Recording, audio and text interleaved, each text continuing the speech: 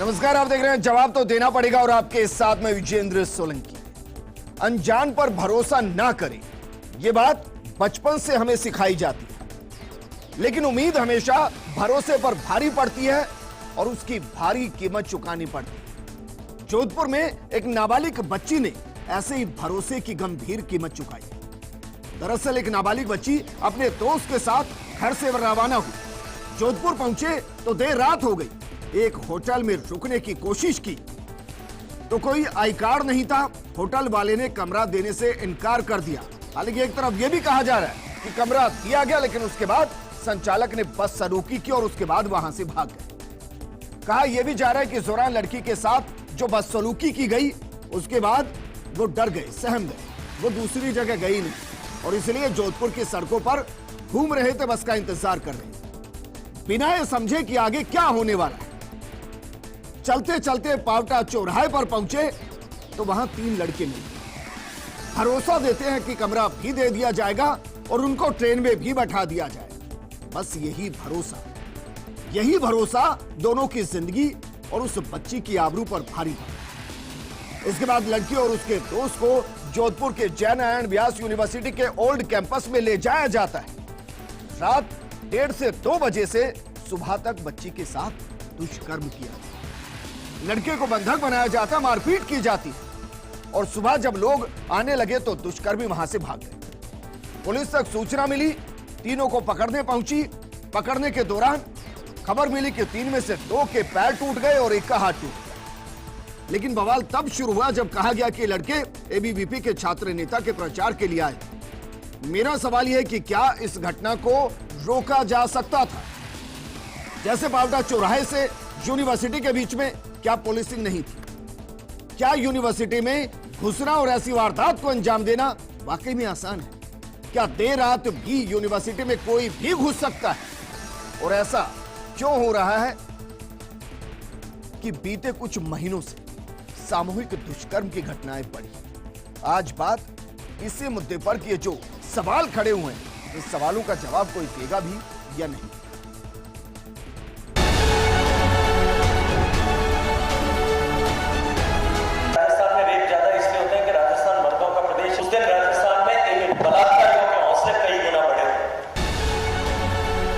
अपराधियों को ठोककर बंद करना, उस पर हम सख्ती से काम कर रहे हैं।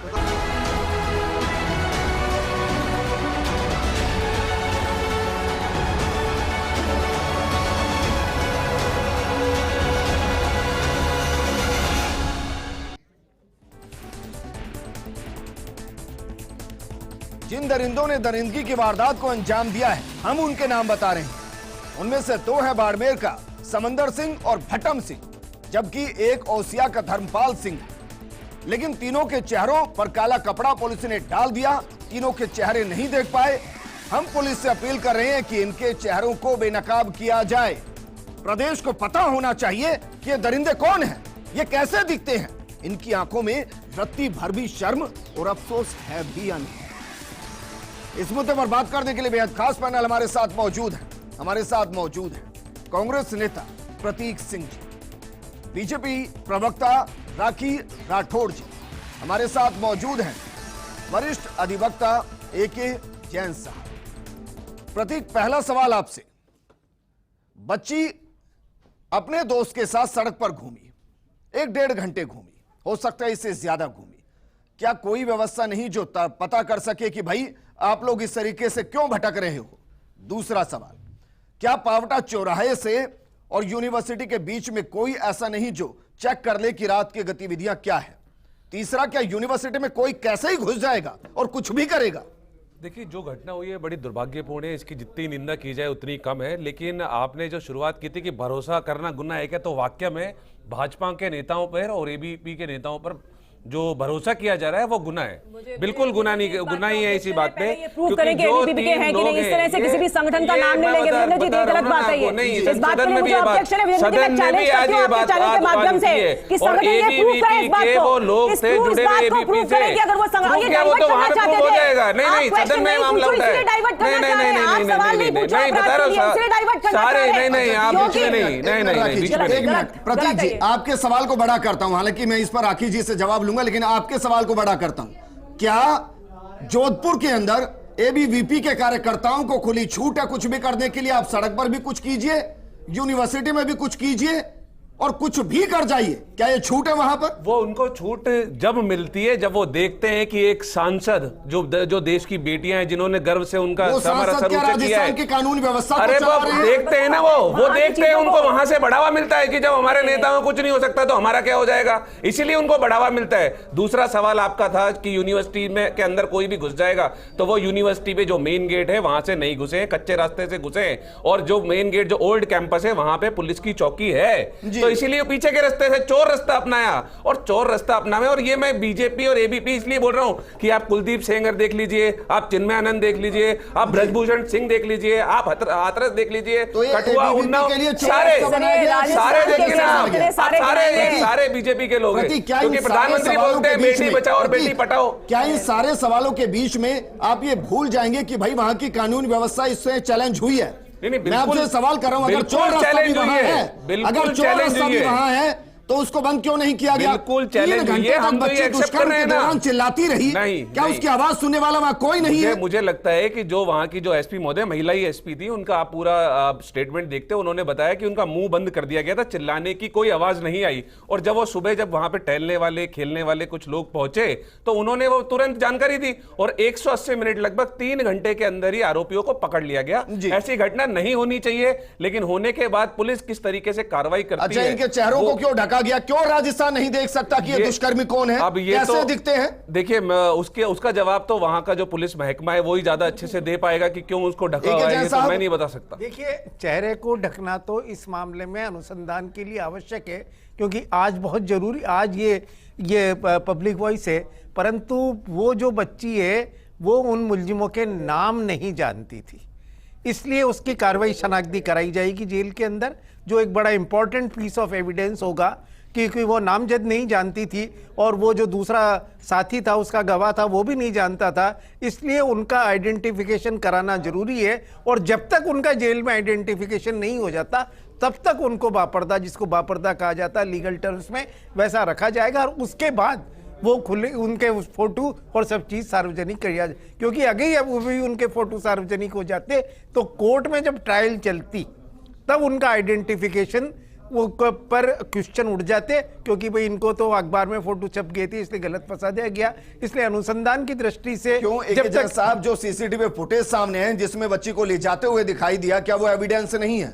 देखिए, वहां से भागे आ गया, पुलिस ने कॉल रिकॉर्ड को खंगाला, कॉल रिकॉर्ड के आधार पर लोकेशन को खंगाला, वो भी पीछे भागे, वो टूट गए, क्या ये एविडेंस नहीं है? वो भी एविडेंस है, पर आइडेंटिफिकेशन एक बहुत बड़ी इंपॉर्टेंट एविडेंस होती है, और जो सेटल्ड प्रिंसिपल्स है उसमें उसको बापर्दा तब तक रखना पड़ता है जब तक जेल के अंदर उनकी कार्रवाई शनाख्ती नहीं हो जाती। राखी राठौड़ जी, अब सवाल यह है कि भाई खुलकर बोला जा रहा है, गोविंद सिंह डोटासरा से लेकर ऊपर तक चले जाइए, सब कह रहे हैं कि एबीवीपी के कार्यकर्ता हैं, और आप ये कह रहे हैं कि कार्यकर्ता नहीं है, तो जरा आप ये बताइए कि कार्यकर्ता कैसे नहीं है? देखिए विजेंद्र जी, सबसे पहली बात जो जिस तरह की घटना हुई है, और मैं तो ये कहना चाहूंगी, अभी 2 दिन पहले हम लोग टोडा भीम की घटना को डिस्कस कर रहे थे, उससे पहले भरतपुर की और उससे पहले खाजूवाला की, लगातार इस तरह की घटनाएं डिस्कस हो रही हैं और आपका चैनल तो बहुत प्रमुखता से मुखर होकर के इन चीजों को उठाता है, और यही इनका मॉडस ऑपरेंडी है कि ये लोग डाइवर्ट करना चाहते हैं चीजों को। और मैं तो चैलेंज करती हूं हर एक को, अपराध की वजह से जो प्रॉब्लम है, बेसिक प्रॉब्लम, वो प्रॉब्लम लचर कानून व्यवस्था है, जिसकी वजह से लगातार ऐसी घटनाएं, कोई एक घटना तो है नहीं, लगातार घटनाएं हो रही हैं, और इसीलिए इन चीजों को डाइवर्ट करने के लिए इनके बड़े से बड़े नेता जो हैं वो इस तरह के आरोप लगा रहे हैं, एक संगठन के ऊपर गलत आरोप लगा रहे हैं। और मैं तो चैलेंज करती हूं आपके चैनल के माध्यम से कि आप बताइए, कोई प्रूफ बताइए, कोई भी एक ऐसी चीज बताइए जिसके माध्यम से यह प्रूफ हो सके कि ये लोग इसके कार्यकर्ता रहे हों। मैं तो ये कहना चाहूंगी, वो छात्र थे जिन्होंने यूनिवर्सिटी में एडमिशन लिया, और एडमिशन लेने वाला छात्र अगर किसी को सपोर्ट करता है, सपोर्ट करने वाले ने भी आज प्रेस कॉन्फ्रेंस करके इस बात को बताया कि उसके साथ उसकी कोई फोटो नहीं है, उसने कभी सोशल मीडिया के अंदर उस सपोर्टिव आदमी के लिए अपना कोई भी पोस्ट नहीं किया। और मुख्य बात यह है, हम डाइवर्ट नहीं करना चाहते। मैं चाहूंगी कि फर्स्ट इंडिया मुखरता से इस बात को रखे कि क्यों ऐसा हो रहा है कि पावटा चौराहे से लेकर के कैंपस तक कोई नहीं पकड़ने आया। जब कैंपस के अंदर पुलिस चौकी है तो पुलिस चौकी के लोग कहां पे थे जब वो बच्ची वहां पर 1 बजे से लेकर 4:30 बजे तक कर्रा रही थी? लगातार हम क्वेश्चंस उठा रहे हैं पुलिस प्रशासन के कार्यशैली पर, और मैं चाहूंगी कि उसी पे डाइवर्जन रहे। अपराधी अपराधी जो है उसका कोई संगठन नहीं होता, अपराधी को सजा मिलनी चाहिए, उसको फांसी मिलनी चाहिए। और एक महिला होने के नाते मैं रिक्वेस्ट करूंगी सरकार से कि एक्शन लेके उसे फांसी की सजा सुनाए। लेकिन इस तरह से किसी संगठन को इस तरह से दुष्प्रचार करना मुझे लगता है कहीं पे भी ठीक नहीं है। और मुख्यमंत्री जी जो हमारे सीनियर मोस्ट पोस्ट पे हमारे राजस्थान के अंदर, उन्होंने कल किस तरह का ट्वीट किया, कहीं पर भी ये ठीक लगता नहीं है। बिना किसी जांच के, किसी तथ्य के, अपना नकारा निकम्मापन छुपाने के लिए वो इस तरह का ट्वीट करते हैं, किसी संगठन को उसके लिए रिस्पॉन्सिबल प्रूव करते हैं। देख नहीं रहे कि अपने गृह जिले के अंदर किस तरह की स्थिति है। जब जोधपुर में ऐसी स्थिति होगी, आप बताइए मुझे बाहर क्या होगा। जोधपुर के अंदर धार्मिक स्थिति को खराब कर ही दी हमने, वहां पर हिंदू मुस्लिम करके मुख्यमंत्री जी ने गड़बड़ कर ही दी है। साथ में सामाजिक स्थिति भी खराब कर दी है। नेता को जिम्मेदार ठहराते हैं आप, उनके नेता को जिम्मेदार ठहराते हैं, यही तो व्यवस्था है। कानून व्यवस्था सड़कों पर है, कल एबीवीपी सड़कों पर थी। कंट्रोल करनी पड़ेगी, लेकिन कानून व्यवस्था और कानून व्यवस्था कंट्रोल करना सरकार की नैतिक दायित्व है कि वो सबसे पहले कंट्रोल करे। कोई भी जना हो, चाहे राजस्थान के अंदर कहीं से भी किसी भी ऑर्गेनाइजेशन से जुड़ा हो, उसको कहीं पर भी इस बात का खुली छूट नहीं दे सकते। पहले तो ये कहिए कि भाई इनको फांसी पे लटकाइए। मैं तो पहले से कह रही हूं आपको, मैं एक महिला होने के नाते पुरजोर तरीके से इस बात का मैं करती हूं सपोर्ट कि इनको फांसी की सजा होनी चाहिए। और अब की बार मुझे लगता है कि फर्स्ट इंडिया ऐसा कोई केस डिस्कस ना करे। मैं चाहूंगी कि अब की बार आगे चलकर हम लोग किसी महिला के लिए इस तरह का डिस्कशन किसी भी पैनल पे नहीं करें। एक ऐसी नजीर पेश करे सरकार कि हम लोग स्ट्रिक्ट एक्शन लेंगे, और वो नजीर ही मिसिंग है विजेंद्र जी, इसीलिए लगातार आप लोग डिस्कस करते हैं। परसों भी आप लोगों ने डिस्कस किया था। मैं भगवान ना करे कि 2 दिन बाद वापस हमें डिस्कस करना पड़े। तो एक्शन लेने की आवश्यकता है, सरकार को जागने की आवश्यकता है। बीते कुछ महीनों से मैं लगातार प्रोग्राम कर रहा हूं और मुझे दुख इस बात का है कि कई ऐसे प्रोग्राम मैंने किए जिसमें बहुत गंदे तरीके से सामूहिक दुष्कर्म किया गया और सामूहिक दुष्कर्म की घटनाएं बढ़ रही हैं। इसके पीछे की वजह आपको क्या लगती है? वीरेंद्र जी, मैं बहुत टाइम से शो में आ रही हूँ और मैं मतलब बहुत धन्यवाद करती हूँ शो का कि इस शो को जागरूकता मिल रही है। बट क्या सिर्फ जागरूकता ही मिलती रहेगी? कांग्रेस, भाजपा, ये वो, मुझे ये समझ में नहीं आता। अभी कुछ टाइम पहले हमने दिल्ली का एक कांड का पूरा की पूरा इस शो में व्याख्या की थी। होता क्या है? सिर्फ दुष्कर्म ही दुष्कर्म होंगे? दुष्कर्म की कोई सजाओं का भी कभी कुछ हासिल हुआ है क्या? हर लड़की, हर छोटी से बड़ी लड़की, क्या हर बार हम यही बात कहते हैं वो सुरक्षा नहीं है, उसके लिए कोई सुरक्षा नहीं है। अगर वो किसी पे भरोसा करके जाती है तो भी सुरक्षा नहीं है, बिना भरोसे के जाती है तो भी सुरक्षा नहीं है। तो सुरक्षा भारत में है कहाँ? राजस्थान में, जोधपुर में ले लो, उदयपुर में ले लो, जयपुर में ले लो, कहीं पर भी ले लो, सिर्फ यही दुष्कर्म ही क्यों चल रहे हैं? या तो हम ये सामूहिक दुष्कर्म क्यों बढ़ रहे हैं? मैं इसको जानवर प्रवृत्ति कहता हूं। बिल्कुल, समूह के अंदर इस तरीके से शिकार करना जी, ये सामूहिक जो दुष्कर्म होते हैं ये एक दूसरे को बढ़ावा देना ही है। इतना एजुकेशन होने के बाद भी, इतने लॉ होने के बाद भी जब क्राइम बढ़ते चले जा रहे हैं, इतनी सिक्योरिटी, अब तो हम डिजिटल मीडिया में हैं, डिजिटल की दुनिया में हैं, सीसीटीवी हर जगह है, पुलिस चौकी, जोधपुर के यूनिवर्सिटी में कहते हैं पुलिस चौकी है, तो क्या आपको आजकल के टाइम में नहीं लगता होगा वहां चोर रास्ता भी है?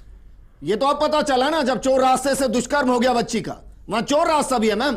चोर रास्ता है तो अगर पुलिस चौकी, वीरेंद्र जी, पुलिस चौकी वहां पर थी तो क्या सारे पुलिसकर्मी सो गए थे? क्या कोई पहरा नहीं था रात को? पूरी रात 1 से 4 बजे तक वो लड़की कर्राती रही, उसका जो साथी था वो सामने खड़ा देखता रहा। क्या कोई हलचल ऐसी नहीं हुई? जब अगर ये दुष्कर्म एक गैंग ने करा है तो कब तक ऐसा चलता रहेगा? सवाल है भाई, 2-2.5 घंटे तक रात को जब पूरा राजस्थान सो रहा होगा, उस सन्नाटे के बीच में अगर थोड़ी सी भी चीख होती है तो बहुत बहुत दूर तक सुनाई देती है। और वो तो कोई सुनने वाला नहीं था। यूनिवर्सिटी में अगर आप ऐसा और चोर रास्ता था तो चोर रास्ता तो अपराध के लिए किया गया होगा, रूल्स को तोड़ने के लिए ही बनाया गया होगा। बिल्कुल सही बात है। और मैं तो कह ही रहा हूं कि ये बहुत दुर्भाग्यपूर्ण घटना है। जितनी निंदा की जाए उतनी ज्यादा कम है इसके लिए।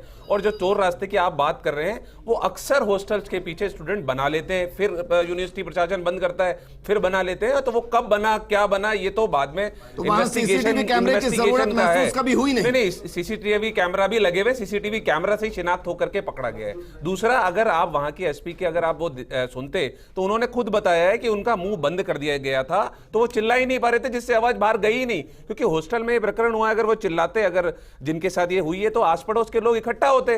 भाई मैं तो ये सोच रहा हूं कि हॉस्टल नहीं हो पाए। कौन रहता होगा? तो यही तो प्रॉब्लम है।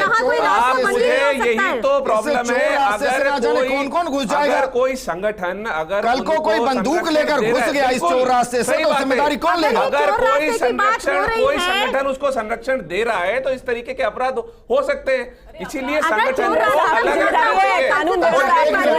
प्रतीक, बार बार आप टारगेट करें, मैं आपसे सवाल करता हूं, खाजूवाला के अंदर जो सामूहिक दुष्कर्म हुआ उसमें कौन सा संगठन था? नादौती में जो बच्ची को फेंक दिया गया काट कर, उसमें कौन सा संगठन था? अच्छा, मैं आपके सवाल का जवाब दे देता हूं कि जब ये जो बड़े बड़े लोग जब अपराध करते हैं और उनको सजाएं नहीं मिलती हैं, जब उनको पुलिस नहीं पकड़ पाती है, जब उनको संरक्षण करने वाले जो प्राइम पोस्ट पे बैठे हुए लोग ये बोलते हैं कि इन्होंने कुछ नहीं किया। चिन्मय आनंद के केस में भी बीजेपी वाले यही बोल रहे थे। राजस्थान में जो कानून सरकार है और हम बोल रहे हैं कि जो जुर्म करेगा उसको सजा देंगे।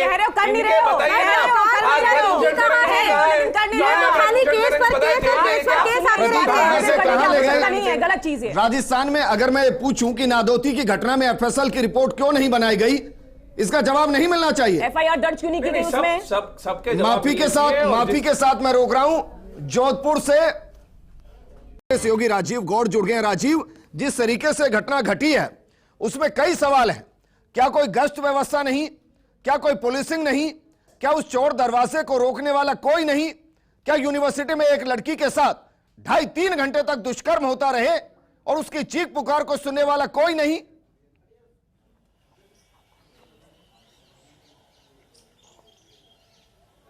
देखिए विजेंद्र, अभी आप जिन तथ्यों पे बात करें, आपके बोलने के साथ रोंगटे खड़े हो चुके हैं।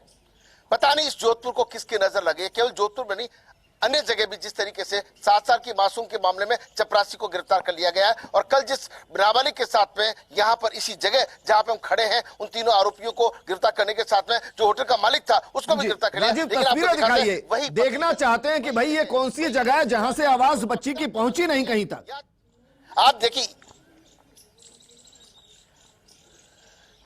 आप देखिए विजेंद्र, सहयोगी भवानी सिंह आपको तस्वीर दिखा रहे हैं, दूर तक इस तस्वीर को देखिए।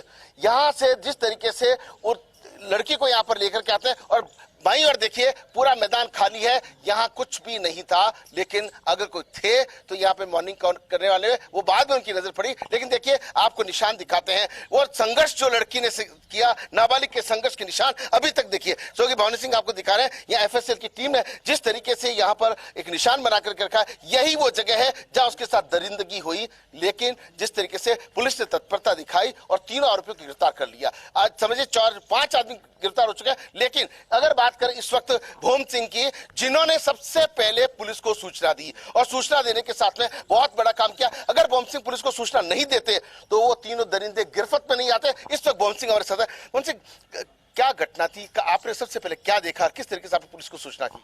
मैं भोम सिंह यहाँ का नियमित छात्र हूँ, और यहाँ पे मैं per day daily routine ground आते हैं हम पूरे ग्रुप के साथ। उसी तरह पर कल हम भी सुबह ग्रुप के साथ ग्राउंड आए, देखा तो यहाँ पे लड़की चीख रही थी, चिल्ला रही थी। तो उसने मेरे से ऐसे, उसके पास अंकल भी खड़े थे, उन्होंने मेरे से बोला कि मैंने पुलिस को जांच दी है, फिर भी पुलिस अभी तक आई नहीं है। तो वो लड़की घबरा के भी बोली, तो मैंने उस लड़की से पूछा, मैंने कहा कि आप बैठो आराम से। मैंने पानी पिलाया, फिर उस लड़की ने बोला कि आप मेरी भैया हेल्प कर दो। तो मैंने मानवता के नाते एक मेरी पूरी टीम के साथ मैंने उनकी हेल्प की। उसने मतलब कि घबराहट से तब हेल्प मांगी, तो मैंने उसकी हेल्प की। और चीख रही थी, चिल्ला रही थी। राजीव, एक सवाल उनसे कीजिए कि जब उन्होंने देखा, क्या वाकई में बच्ची के मुंह के अंदर कपड़ा इतना ठूसा हुआ था कि वो बोल नहीं पा रही थी? भाग चुके थे। फिर उसके बाद यहाँ से जैसे ही वो पहले हमसे पहले एक अंकल आ गए थे, उस अंकल ने उस लड़की को कपड़े आपने जब देखा तो क्या उस लड़की के मुंह में कपड़ा ठूसा हुआ था, बोल नहीं पा रही थी? इस तरीके की तस्वीर जी, उसके मुंह पे कपड़ा बांधा हुआ था। तब तक वो अंकल खोल रहे थे, तब तक मैं भी आया, उनको बिठा के मैंने पानी वानी पिलाया, उनको एकदम शांति से बात की और उनको बोला कि मैं मानवता के नाते मैं आपकी हेल्प करूंगा और सहायता करूंगा जो होगी मेरे से और मेरी टीम से। आपने तो मानवता दिखा दी, उन अंकल ने भी मानवता दिखा दी, लेकिन आपको लगता है कि यूनिवर्सिटी में जो परिसर है इसके आसपास कुछ चौकीदार हो, कोई माकूल व्यवस्थाएं हो? देखा कई जगह खड्डे, टूटा पड़ा विश्वविद्यालय। तो विश्वविद्यालय प्रशासन से ये उम्मीद नहीं थी कि ये ऐसी चीजें होगी विश्वविद्यालय में, पर वो चीजें हुई। इसलिए हमने विश्वविद्यालय के वीसी साहब से हमने ज्ञापन भी सौंपे, पहले कई बार ज्ञापन सौंपे, उनको ऐसे ही रद्द कर दिया गया। इस बार हमने वापस कल ये धरना प्रदर्शन किया, सब कुछ किया, तो वीसी साहब से अभी तक कोई उत्तर नहीं है, जवाब नहीं मेरे मिला पास है। वक्त की कमी है, अगर मुमकिन है तो चोर रास्ता भी दिखाइए और ये बताइए कि ये इलाका अगर सुनसान है तो क्या इसके आसपास कोई सीसीटीवी कैमरा लगा हुआ है?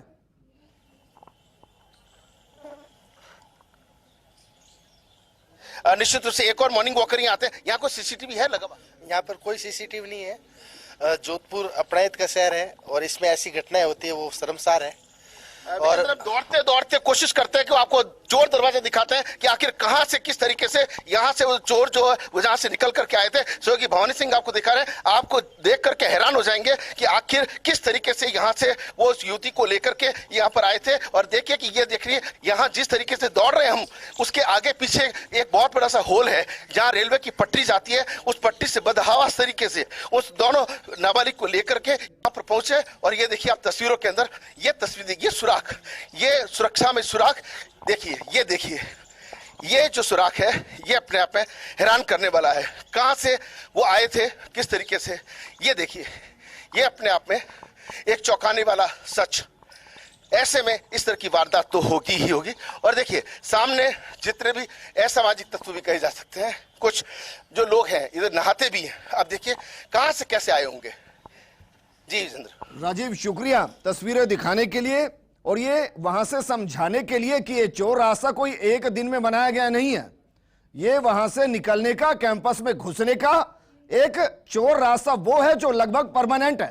प्रतीक, तस्वीरें बहुत कुछ बोल जाती हैं। इसको देखकर मैं तो नहीं कह सकता कि ये अगले 2 दिन या 4 दिन में बनाया गया रास्ता है।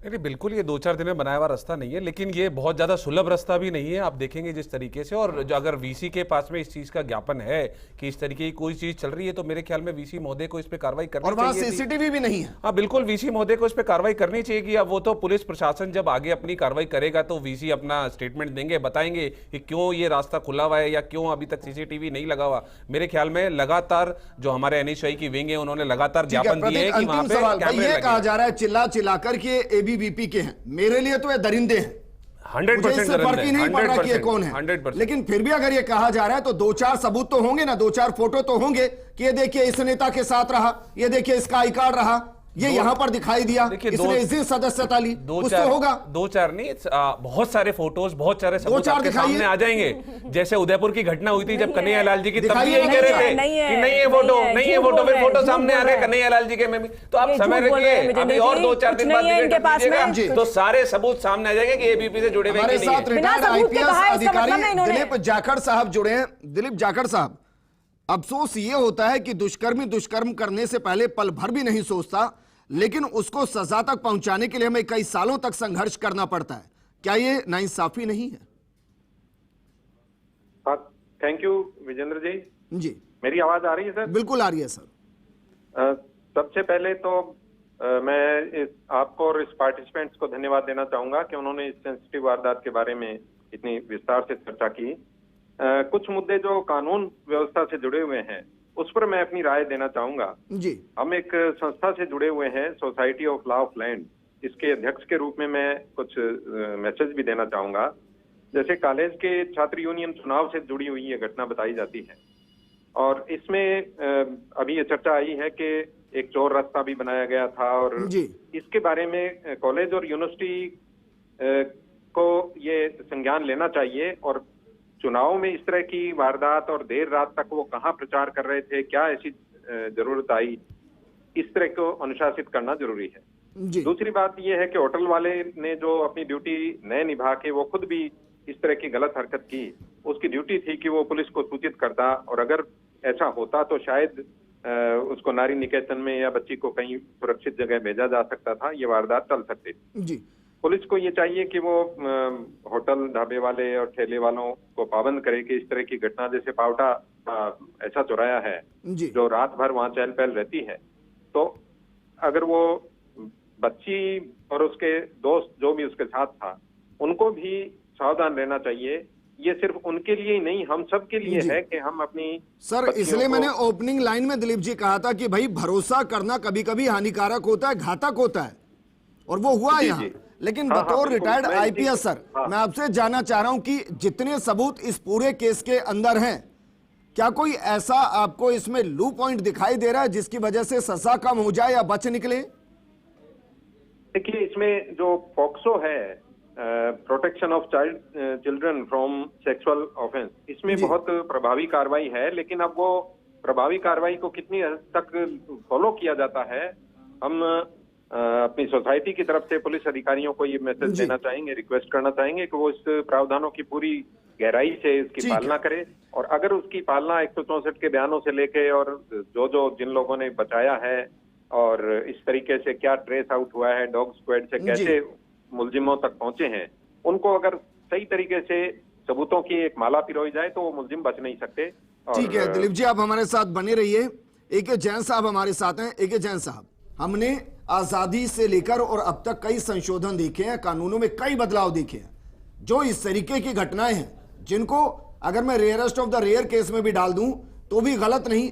भाई इसके लिए कानून सीधा सीधा क्यों ना बन जाए कि इस तरीके की घटनाओं में with in 4 month, with in 6 month सीधा एक फैसला होगा और उसको चैलेंज नहीं किया जाएगा और उनको सजा दी जाएगी। देखिए, ज़्यादातर कानूनों में और यहाँ तक कि सीआरपीसी में भी ये प्रावधान है कि जो सेशन केसेज हैं वो डे टू डे ट्रायल करें, परंतु किसी भी केस में पॉक्सो के एक्ट में प्रावधान है कि साल भर के अंदर अंदर इसका तय हो जाना चाहिए, और कई गंभीर अपराध हैं, सब में ये मामला है कि इतने समय में तय हो जाना चाहिए, परंतु हो नहीं रहे हैं जी, हो नहीं रहे हैं। जब भी कोई घटना होती है तो उसके लिए एक तथाकथित कठोर कानून बता दिया जाता है, पर उस कानून को इम्प्लीमेंट करने के लिए न तो कोई इंफ्रास्ट्रक्चर तैयार किया जाता है, न प्रोसीजर में परिवर्तन किया जाता है। कई मामले या तो हाई कोर्ट में अटक जाते हैं जाके, या सुप्रीम कोर्ट में। आपको ध्यान होगा कई बार आपने चाहे कि साहब विदेशी महिला के साथ 7 दिन में या 8 दिन में फैसला हो गया, सारे मामलों में ऐसा क्यों नहीं हो सकता? ठीक बात। कहीं ना कहीं सरकार की फास्ट्रैक आपको 1990 दरिंदों में से लास्ट कौन है जिसको फांसी पर लटकाया गया हो, याद नहीं रहता है सर। याद 1992 अजमेर स्कैंडल सबको पता है जी। क्या हुआ उनके जाने माने मुलजिमों को, किसकी सरकारें थी, मैं इस पे नहीं जाऊंगा, सरकारें तो एक दूसरे पे आरोप लगाते रहेंगे, क्या हुआ। उसके बाद जयपुर में बहुत बड़ा स्कैंडल हुआ था, क्या हुआ उन अपराधियों का? कुछ विदेश से अब तक पकड़ में नहीं आए हैं, और जो आए हैं वो आराम से अपनी जिंदगी जी रहे हैं, निकाल रहे हैं। तो इन परिस्थितियों में जब घटना होती है तब त्वरित रूप से करना, परंतु इसको अंजाम तक पहुंचाने वाले मामलों में कमी है। निर्भया वाले मामले में ही कितनी बड़ी समस्या आई है, और जो मेन मुलजिम था इसका अमेंडमेंट बाद में किया, जो चूंकि वो नाबालिग था वो बाहर आ गया आराम से। लेकिन निर्भया फंड बनाया गया था, उसका तो इस्तेमाल ही नहीं होता सर, सुरक्षा हो कहां से? पारुल भार्गव, कोई एक अभियान चलाइए ऐसा, सिर्फ राजनेता ही थोड़ी ना सड़कों पर उतरते रहेंगे। उतरिए मैडम, आप भी कीजिए भूख हड़ताल, जगाइए सरकारों को कि ऐसी घटनाओं पर जागिए और त्वरित कार्रवाई करते हुए उसको जल्द से जल्द कठोर से कठोर सजा दिलाई जाए। उस जिम्मेदारी तो सामाजिक कार्यकर्ताओं की भी होगी। मैम वीरेंद्र जी, मैं तो एक ही बात कहती हूँ, इस पार्टी ने करा, उस पार्टी ने करा, आज वो उनके किसी नेता के साथ उनकी फोटो होगी, उस आदमी के साथ उसकी फोटो होगी, उसमें उस बेचारी लड़की, कितने कितने केसेस हमने सुन लिए, कितनी बार हम इस मुद्दे पर आ गए, बट आज तक ये पता नहीं चला कि उस लड़की को क्या क्या दिया, क्या उस लड़की को क्या उस जैसी और लड़कियों के लिए सुरक्षा क्या बनाई है। आज मुझे बड़े दुख के साथ, निकलिए ना मैम सड़कों पर। निकलेंगे सर, निकलने पे सड़कों पे क्या हो जाएगा। मैं आपको आज एक बात बता देती हूँ, आज हम निकल जाएंगे सड़कों पे, आप क्या उस सुरक्षा, उस सड़कों पे निकलने के लिए सुरक्षा के लिए साक्षी रहेंगे हमारे साथ? क्या आप ये कहते हैं कि अगर सारी औरतें, सारी लड़कियां उस सड़कों पर निकल गई तो उस सड़कों पर निकलने पर क्या सब उनको सुरक्षा देंगे? प्रतीक, ये गंभीर सवाल है। एक सामाजिक कार्यकर्ता जो खुद को जागरूक कहती हैं, जो दूसरों के लिए आवाज उठाती हैं, वो ये डर जता रही हैं कि अगर वो बाहर निकल गई तो उनको गारंटी कौन देगा कि वो सुरक्षित है या नहीं है? देखिए, आप आंदोलन कीजिए, आप सड़कों पे उतरिए, मैं आपके साथ चलूंगा। सबसे बड़ी सुरक्षा, सबसे पहली सुरक्षा तो मैं ही आपको दूंगा। मैं आपके साथ कंधे से कंधा मिला करके और इस समाज को जगाने के लिए तैयार हूं। आप चलिए मेरे साथ में। और दूसरी बात आप साथ में चलेंगे, कितने लोग, मैं तो आज 1000 औरतों की सुरक्षा का क्या आप देखते हैं वास्तव? मैं आप पे टारगेट नहीं कर रहा हूं, मैं किसी को भी टारगेट नहीं कर रहा। कुछ इसी भरोसे के साथ वो भी निकली थी कि उनको रेलवे स्टेशन छोड़ दिया जाएगा। बिल्कुल निकली थी, और मैं यही इसीलिए तो कह रहा हूं, मैं अगर जब तक संरक्षण मिलता रहेगा लोगों से, और जब तक ये सामने नहीं आएगा कि जो बड़े से बड़े लोग हैं उनको अगर जब तक सजा नहीं मिलेगी, जब तक उनको सजा नहीं मिलेगी, जब तक नीचे वालों के ऊपर आएगा। सवाल आपसे, अगर टारगेट किया जा रहा है, आपकी भाषा में अगर टारगेट किया जा रहा है जानबूझकर, तो आप सबूत दीजिए कि भाई हमारा नहीं है कार्यकर्ता, ये उनका कार्यकर्ता है, और लटका दीजिए इसको। देखिए, वो सिर्फ और सिर्फ एक छात्र था ये बात एबीवीपी ने आज प्रेस कॉन्फ्रेंस करके भी क्लियर कर दी है, लेकिन ये सिर्फ और सिर्फ बिना प्रूफ के, अगर होता प्रूफ तो यहाँ पे कोई ना कोई तस्वीर, कोई ना कोई प्रूफ प्रतीक जी लेकर आते हैं, लेकिन नहीं है। नकाब के पीछे कौन है किसी को पता ही नहीं है। आपने कैसे कह दिया ये बात, फिर आपने कैसे कह दिया कि एबीवीपी का कार्यकर्ता है बिना किसी तथ्य के, ना एफआईआर में चैलेंज करते हुए एफआईआर में भी नाम नहीं है इनका, कहीं पर भी एबीवीपी का कनेक्शन नहीं नजर आ रहा। लेकिन कांग्रेस के नेताओं ने बोला, पत्रकारों ने एलपी पंत नाम लेके बता रहा हूं, केसावत जो है वो तो कांग्रेस का कार्यकर्ता था, वो सबूतों के साथ हमने पेश किया जब वो एसीबी पकड़ती है उनको, लेकिन यहाँ पे कोई सबूत नहीं। और मुख्यमंत्री जी को माफी मांगनी चाहिए उनके नकारा निकम्मापन की वजह से जोधपुर जैसी जगह पे। एक संवाद, मुझे क्योंकि प्रोग्राम क्लोज करना है, अभी केसावत को पकड़ा गया, बिल्कुल है ना, और राहुल गांधी के साथ फोटो है उसके, इसका मतलब क्या राहुल गांधी ने उस घूस में हिस्सा लिया? देखिए, जो तीन छात्र जो जिन्होंने ये घटना की है, उसमें से 2 लोग बाहर के हैं और वो आए हुए थे प्रचार के लिए। बाहर का है, दो यूनिवर्सिटी के। शुक्रिया हमारे साथ जुड़ने के लिए, शुक्रिया हमारे साथ जुड़ने के लिए। जब तक कठोर सजा नहीं होगी और उस सजा को नजीर के तौर पर पेश नहीं किया जाएगा कि देखिए इसने दरिंदगी की थी और इतने दिनों के अंदर इसको फांसी पर लटका दिया गया है, तब तक ऐसा लगता नहीं कि घटनाएं रुकेंगी, क्योंकि बीते 12 सालों में न जाने कितने प्रोग्राम ऐसा कर चुका हूं। मैं चाहता हूं दिल से कि एक प्रोग्राम करूं जिसमें कह पाऊं कि देखिए इन्होंने दरिंदगी की और इनको फांसी पर लटका दिया गया है। मैं उस दिन का इंतजार कर रहा हूं।